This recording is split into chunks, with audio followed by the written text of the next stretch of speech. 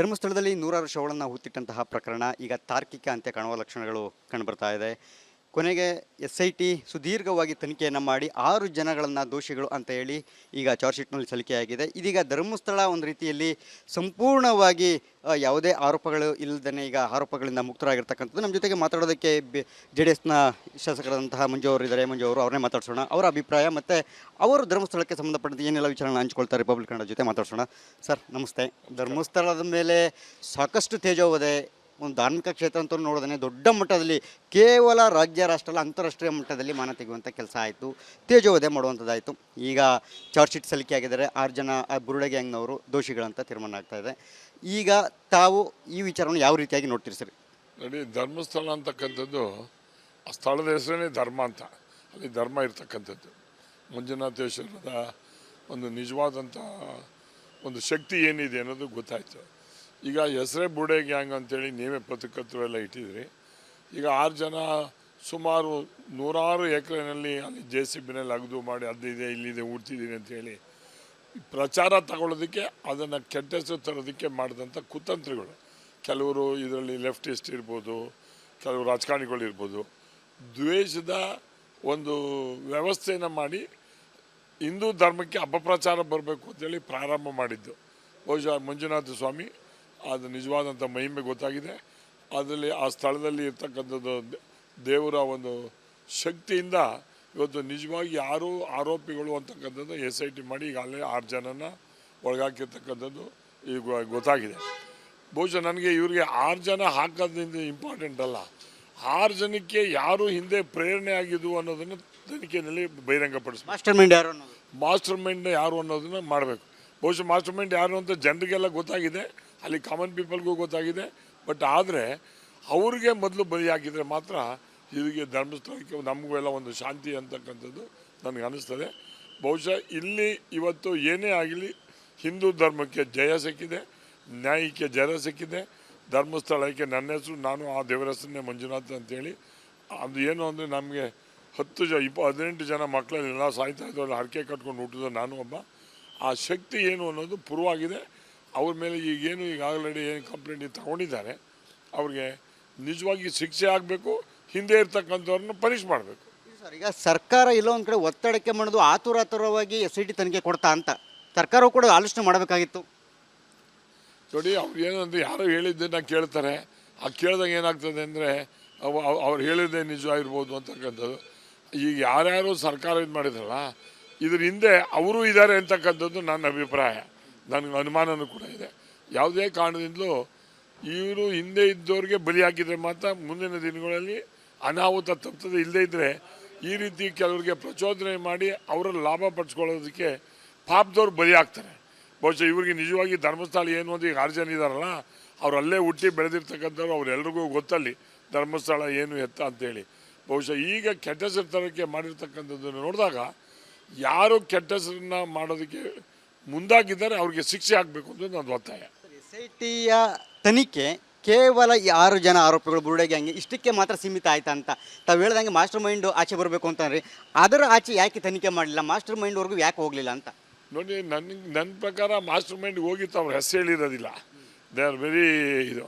ಈಗೆಲ್ಲ ಆ ಥರದವ್ರಿಗೆ ಏನಂದರೆ ಪ್ಯಾಕೇಜ್ ಡೀಲ್ ಮಾಡಿರ್ತಾರೆ, ನೀನು ಇಷ್ಟು ಮಾಡು ಇಷ್ಟು ಮಾಡ್ತೀವಿ ಅಂತ ಹೇಳಿ ಅಷ್ಟಕ್ಕೆ ಸೀಮಿತ ಆಗಿದ್ದಾರೆ. ನಾವು ಬಿಡಿಸ್ಕೊ ಬರ್ತೀವಿ ಮಾಡ್ತೀವಿ ಅಂತ ಹೇಳಿ ಮಾಡಿರ್ತಾರೆ.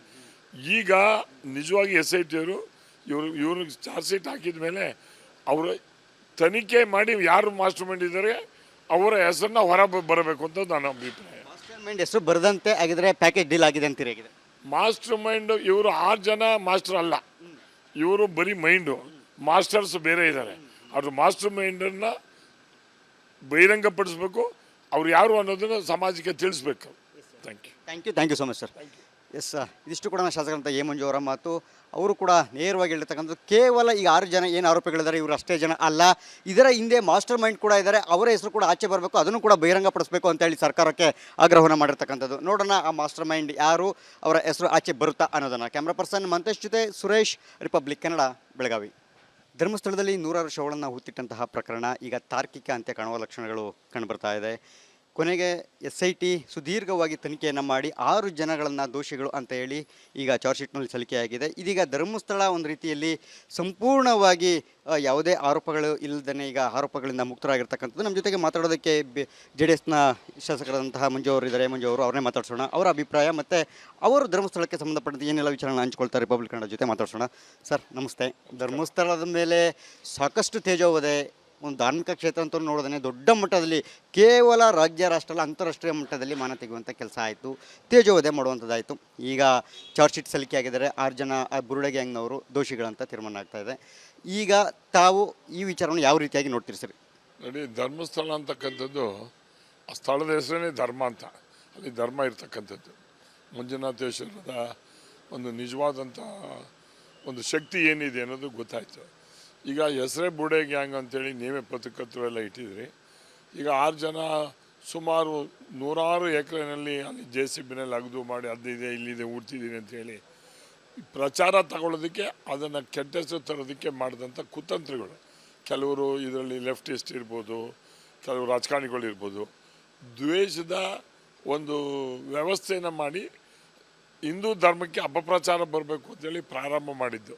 ಬಹುಶಃ ಮಂಜುನಾಥ ಸ್ವಾಮಿ ಅದು ನಿಜವಾದಂಥ ಮಹಿಮೆ ಗೊತ್ತಾಗಿದೆ. ಅದರಲ್ಲಿ ಆ ಸ್ಥಳದಲ್ಲಿ ಇರ್ತಕ್ಕಂಥದ್ದು ದೇವರ ಒಂದು ಶಕ್ತಿಯಿಂದ ಇವತ್ತು ನಿಜವಾಗಿ ಯಾರು ಆರೋಪಿಗಳು ಅಂತಕ್ಕಂಥದ್ದು SIT ಮಾಡಿ ಈಗ ಅಲ್ಲೇ 6 ಜನನ ಒಳಗಾಕಿರ್ತಕ್ಕಂಥದ್ದು ಈಗ ಗೊತ್ತಾಗಿದೆ. ಬಹುಶಃ ನನಗೆ ಇವ್ರಿಗೆ 6 ಜನ ಹಾಕೋದ್ರಿಂದ ಇಂಪಾರ್ಟೆಂಟ್ ಅಲ್ಲ, 6 ಜನಕ್ಕೆ ಯಾರು ಹಿಂದೆ ಪ್ರೇರಣೆ ಆಗಿದ್ದು ಅನ್ನೋದನ್ನು ತನಿಖೆಯಲ್ಲಿ ಬಹಿರಂಗಪಡಿಸ್ಬೇಕು. ಮಾಸ್ಟರ್ ಮೈಂಡ್ ಯಾರು ಅನ್ನೋದನ್ನು ಮಾಡಬೇಕು. ಬಹುಶಃ ಮಾಸ್ಟರ್ ಮೈಂಡ್ ಯಾರು ಅಂತ ಜನರಿಗೆಲ್ಲ ಗೊತ್ತಾಗಿದೆ, ಅಲ್ಲಿ ಕಾಮನ್ ಪೀಪಲ್ಗೂ ಗೊತ್ತಾಗಿದೆ. ಬಟ್ ಆದರೆ ಅವ್ರಿಗೆ ಮೊದಲು ಬಲಿ ಹಾಕಿದರೆ ಮಾತ್ರ ಇದಕ್ಕೆ ಧರ್ಮಸ್ಥಳಕ್ಕೆ ನಮಗೂ ಎಲ್ಲ ಒಂದು ಶಾಂತಿ ಅಂತಕ್ಕಂಥದ್ದು ನನಗೆ ಅನ್ನಿಸ್ತದೆ. ಬಹುಶಃ ಇಲ್ಲಿ ಇವತ್ತು ಏನೇ ಆಗಲಿ ಹಿಂದೂ ಧರ್ಮಕ್ಕೆ ಜಯ ಸಿಕ್ಕಿದೆ, ನ್ಯಾಯಕ್ಕೆ ಜಯ ಸಿಕ್ಕಿದೆ. ಧರ್ಮಸ್ಥಳಕ್ಕೆ ನನ್ನ ಹೆಸರು, ನಾನು ಆ ದೇವರ ಹೆಸರನ್ನೇ ಮಂಜುನಾಥ್ ಅಂತೇಳಿ. ಅದು ಏನು ಅಂದರೆ ನಮಗೆ 18 ಜನ ಮಕ್ಕಳೆಲ್ಲ ಸಾಯ್ತಾ ಇದ್ದವ್ರು ಹರಕೆ ಕಟ್ಕೊಂಡು ಹುಟ್ಟಿದ್ರು ನಾನು ಒಬ್ಬ. ಆ ಶಕ್ತಿ ಏನು ಅನ್ನೋದು ಪೂರ್ವವಾಗಿದೆ.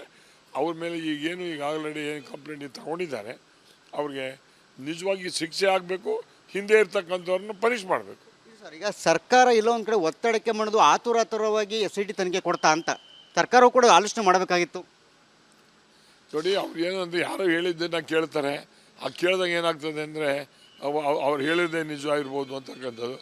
ಈಗ ಯಾರ್ಯಾರು ಸರ್ಕಾರ ಇದು ಮಾಡಿದ್ರಲ್ಲ, ಇದ್ರ ಹಿಂದೆ ಅವರು ಇದ್ದಾರೆ ಅಂತಕ್ಕಂಥದ್ದು ನನ್ನ ಅಭಿಪ್ರಾಯ.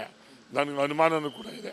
ಯಾವುದೇ ಕಾರಣದಿಂದಲೂ ಇವರು ಹಿಂದೆ ಇದ್ದವ್ರಿಗೆ ಬಲಿ ಹಾಕಿದರೆ ಮಾತ್ರ ಮುಂದಿನ ದಿನಗಳಲ್ಲಿ ಅನಾಹುತ ತಪ್ಪದೆ. ಇಲ್ಲದೇ ಇದ್ದರೆ ಈ ರೀತಿ ಕೆಲವರಿಗೆ ಪ್ರಚೋದನೆ ಮಾಡಿ ಅವರ ಲಾಭ ಪಡಿಸ್ಕೊಳ್ಳೋದಕ್ಕೆ ಪಾಪದವ್ರು ಬಲಿ ಆಗ್ತಾರೆ. ಬಹುಶಃ ಇವ್ರಿಗೆ ನಿಜವಾಗಿ ಧರ್ಮಸ್ಥಳ ಏನು ಅಂತ ಈಗ 6 ಜನ ಇದ್ದಾರಲ್ಲ, ಅವ್ರು ಅಲ್ಲೇ ಹುಟ್ಟಿ ಬೆಳೆದಿರ್ತಕ್ಕಂಥವ್ರು, ಅವರೆಲ್ರಿಗೂ ಗೊತ್ತಲ್ಲಿ ಧರ್ಮಸ್ಥಳ ಏನು ಎತ್ತ ಅಂತೇಳಿ. ಬಹುಶಃ ಈಗ ಕೆಟ್ಟ ಹೆಸರು ತರೋಕ್ಕೆ ಮಾಡಿರ್ತಕ್ಕಂಥದ್ದನ್ನು ನೋಡಿದಾಗ ಯಾರು ಕೆಟ್ಟ ಹೆಸರನ್ನ ಮಾಡೋದಕ್ಕೆ ಮುಂದಾಗಿದ್ದಾರೆ ಅವ್ರಿಗೆ ಶಿಕ್ಷೆ ಆಗಬೇಕು ಅಂತ ನನ್ನ ಒತ್ತಾಯ. SITಯ ತನಿಖೆ ಕೇವಲ ಈ 6 ಜನ ಆರೋಪಿಗಳು ಬುರುಡೆ ಗ್ಯಾಂಗ್ ಇಷ್ಟಕ್ಕೆ ಮಾತ್ರ ಸೀಮಿತ ಆಯ್ತಾ ಅಂತ ತಾವು ಹೇಳ್ದಂಗೆ ಮಾಸ್ಟರ್ ಮೈಂಡು ಆಚೆ ಬರಬೇಕು ಅಂತಂದ್ರೆ ಅದರ ಆಚೆ ಯಾಕೆ ತನಿಖೆ ಮಾಡಲಿಲ್ಲ, ಮಾಸ್ಟರ್ ಮೈಂಡ್ವರೆಗೂ ಯಾಕೆ ಹೋಗಲಿಲ್ಲ ಅಂತ? ನೋಡಿ, ನನ್ನ ಪ್ರಕಾರ ಮಾಸ್ಟರ್ ಮೈಂಡ್ ಹೋಗಿತ್ತು, ಅವ್ರ ಹೆಸರು ಹೇಳಿರೋದಿಲ್ಲ. ದೇ ಆರ್ ವೆರಿ ಇದು. ಈಗೆಲ್ಲ ಆ ಥರದವ್ರಿಗೆ ಏನಂದರೆ ಪ್ಯಾಕೇಜ್ ಡೀಲ್ ಮಾಡಿರ್ತಾರೆ, ನೀನು ಇಷ್ಟು ಮಾಡು ಇಷ್ಟು ಮಾಡ್ತೀವಿ ಅಂತ ಹೇಳಿ, ಅಷ್ಟಕ್ಕೆ ಸೀಮಿತ ಆಗಿದ್ದಾರೆ. ನಾವು ಬಿಡಿಸ್ಕೊ ಬರ್ತೀವಿ ಮಾಡ್ತೀವಿ ಅಂತ ಹೇಳಿ ಮಾಡಿರ್ತಾರೆ. ಈಗ ನಿಜವಾಗಿ SIT ಅವರು ಇವರು ಚಾರ್ಜ್ ಶೀಟ್ ಹಾಕಿದ ಮೇಲೆ ಅವರು ತನಿಖೆ ಮಾಡಿ ಯಾರು ಮಾಸ್ಟರ್ ಮೈಂಡ್ ಇದ್ದಾರೆ ಅವರ ಹೆಸರನ್ನ ಹೊರ ಬರಬೇಕು ಅಂತ ನನ್ನ ಅಭಿಪ್ರಾಯ. ಮಾಸ್ಟರ್ ಮೈಂಡ್ ಹೆಸರು ಬರದಂತೆ ಆಗಿದ್ರೆ ಪ್ಯಾಕೇಜ್ ಡೀಲ್ ಆಗಿದೆ ಅಂತೀರಿ? ಆಗಿದೆ ಮಾಸ್ಟರ್ ಮೈಂಡ್ ಇವರು 6 ಜನ ಮಾಸ್ಟರ್ ಅಲ್ಲ, ಇವರು ಬರೀ ಮೈಂಡು, ಮಾಸ್ಟರ್ಸ್ ಬೇರೆ ಇದ್ದಾರೆ. ಅವ್ರ ಮಾಸ್ಟರ್ ಮೈಂಡನ್ನು ಬಹಿರಂಗಪಡಿಸ್ಬೇಕು, ಅವ್ರು ಯಾರು ಅನ್ನೋದನ್ನು ಸಮಾಜಕ್ಕೆ ತಿಳಿಸ್ಬೇಕು. Thank you so much sir. Yes, ಇದಿಷ್ಟು ಕೂಡ ಶಾಸಕರಂತ ಎ ಮಂಜು ಅವರ ಮಾತು. ಅವರು ಕೂಡ ನೇರವಾಗಿ ಹೇಳಿರ್ತಕ್ಕಂಥದ್ದು ಕೇವಲ ಈಗ 6 ಜನ ಏನು ಆರೋಪಿಗಳಿದ್ದಾರೆ ಇವರು ಅಷ್ಟೇ ಜನ ಅಲ್ಲ, ಇದರ ಹಿಂದೆ ಮಾಸ್ಟರ್ ಮೈಂಡ್ ಕೂಡ ಇದ್ದಾರೆ, ಅವರ ಹೆಸರು ಕೂಡ ಆಚೆ ಬರಬೇಕು, ಅದನ್ನು ಕೂಡ ಬಹಿರಂಗಪಡಿಸಬೇಕು ಅಂತೇಳಿ ಸರ್ಕಾರಕ್ಕೆ ಆಗ್ರಹವನ್ನು ಮಾಡಿರ್ತಕ್ಕಂಥದ್ದು. ನೋಡೋಣ ಆ ಮಾಸ್ಟರ್ ಮೈಂಡ್ ಯಾರು, ಅವರ ಹೆಸರು ಆಚೆ ಬರುತ್ತಾ ಅನ್ನೋದನ್ನು. ಕ್ಯಾಮ್ರಾ ಪರ್ಸನ್ ಮಂತೇಶ್ ಜೊತೆ ಸುರೇಶ್, ರಿಪಬ್ಲಿಕ್ ಕನ್ನಡ, ಬೆಳಗಾವಿ.